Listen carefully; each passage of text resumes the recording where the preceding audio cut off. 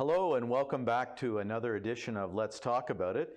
In today's show, we're going to be discussing how to prevent a security breach in your business. So Shawn, almost daily we hear about how companies are losing millions of dollars to security breaches, ransomware attacks, malware, virus, hacking. What do you think we could do about that to prevent it? It's a huge topic today, especially with the fact that some people are working from home, some people in the office. You have multiple different remote locations that you work with. So we have basically kind of four cornerstones of security. So number one is the firewall, which is your first line of defense between your business and the outside world.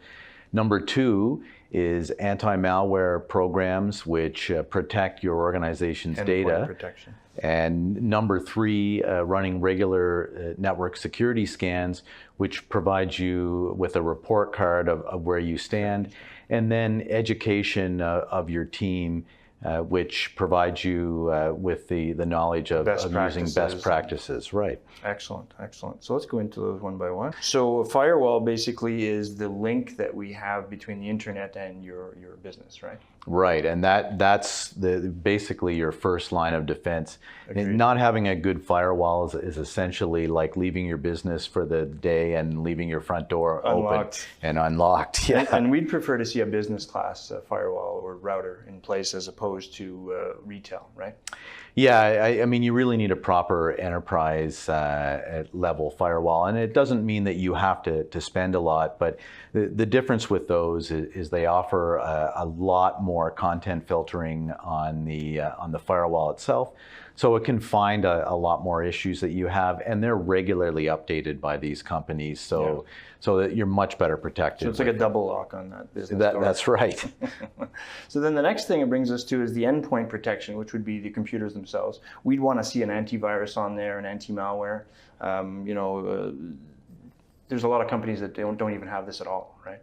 So yeah, and it's much more than just having your basic antivirus. It really needs to be properly managed. So it's always critical that's monitored and regularly updated. Yeah. Both the definitions that come out to make sure that it's accounting for new hacks, new things and attacks that come out. So the analogy again, right, would be your business or your home. I mean, if you have an alarm system there and nobody's watching it, what's the use? It's of no value then. Yeah. That's right. Yeah.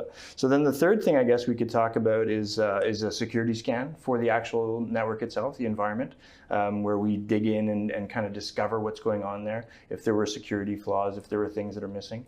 Yeah, so the security scans are something that should be run on a regular basis, like quarterly at least.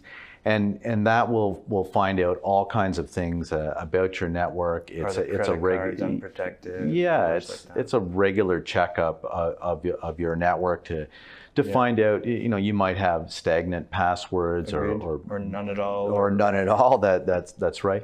You may have users that are still on there that they haven't logged in months. They were let go 3 months ago, and their account still has administrative access to exactly. anything. So it really the great thing about it is it takes a look at what you have from the outside in. Agreed. And that's a really important part of the whole defense mechanism. And then I guess the last thing, almost one of the most important, is education to the users, end users, that is, the people that are using the computers, best practices, what to click on in an email or not.